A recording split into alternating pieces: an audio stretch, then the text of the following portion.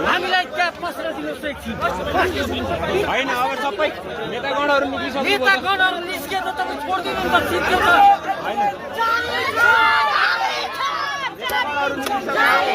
हामीलाई झुक्काएको त त्यसरी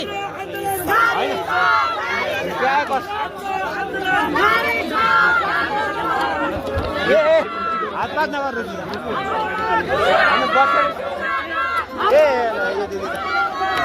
एक एकजना गर्नु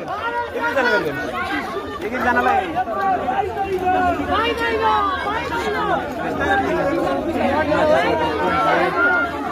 राणाकै अस्वाभाविक भयो क्या